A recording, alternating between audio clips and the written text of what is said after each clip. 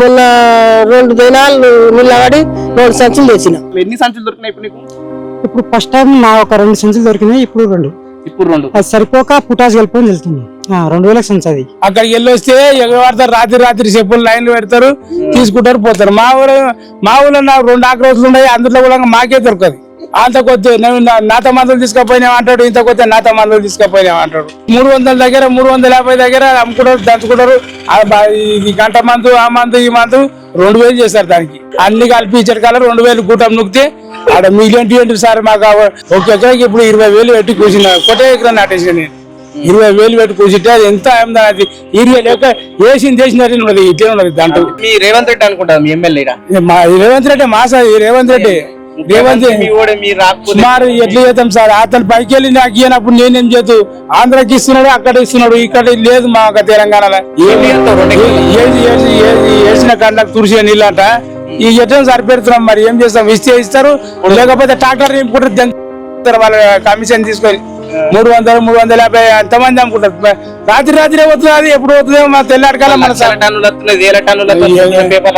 ఎక్కడ సార్ 100-150 వస్తే ఆయన బుక్ చేసుకుంటారు, ఆయన తీసుకొని పోతారు. ఏరియా కొరత అయితే సంవత్సరం బాగానే ఉందని, ఇంతకుముందు అయితే ఎప్పుడు లేకుండా కానీ సంవత్సరం అయితే వాళ్ళు ఏమంటారు అంటే ఇంకా మాకు రాలేదు, వాళ్ళు ప్రైవేట్ ఉంది కదా ఫర్టిలైజర్, గవర్నమెంట్ వైర్లకు ఇవ్వమంటారు. కానీ ఆడికి పోతేనేమో వాళ్ళు పాస్బుక్ జిరా తీసుకురా, అవి తీసుకురా, లైన్ రావాలి, పొద్దుగాల పోయి లైన్ ఉండాలి. 100 బ్యాగులు వచ్చిన 100 బ్యాగుల్లో 500 మందిలో ఆడితే 500 చెప్పు 500 మంది 100 బ్యాగులు వచ్చినాయి. 100 బ్యాగులు వచ్చిన తర్వాత ఫస్ట్ ఉన్న లైన్ వాళ్ళకి ఇచ్చారు, తర్వాత వాళ్ళకి ఇవ్వాలి. సకాలంలో రాలేదు, ఇంతవరకు యూరియా చల్లేదు ఉండే పొలాల్లో. లేట్ అయినందు వరకు కొద్దిగా ఇబ్బంది ఉంది. అయితే మొన్న వచ్చింది ఇక్కడ లోడ్ ప్రైవేట్లో, అయితే ఇచ్చిండ్రు. కాకపోతే కొద్దిగా ఒక 15-20 రోజుల ముందు వచ్చేది ఉండే యూరియా, లేట్ అయింది. పనిచేసిన చిన్న యూరియా కొరత వచ్చింది ఎప్పుడన్నా? వచ్చింది సార్, నర్మగూడానికి వచ్చింది.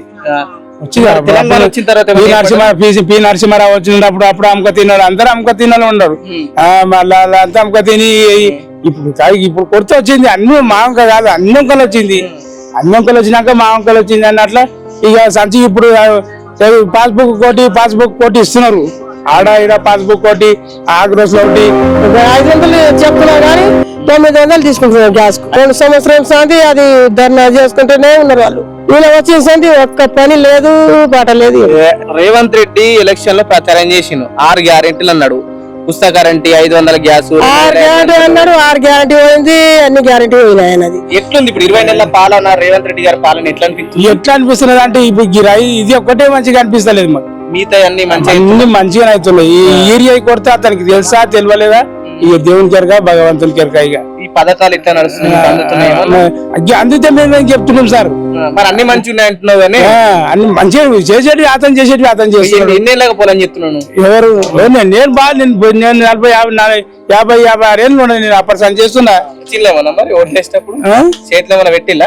ఏం పెడతారు సార్? ఇంత కోటర్ ఇస్తారు, కోటర్ మాత్రం తప్పదనుకో. మేము పోతే మన మీరు ఎక్కడ వచ్చారు? వాడి మమ్మల్ని ఎవరికి కోసి పెట్టుకొని మేము పోతే మన దూరం పెడతారు.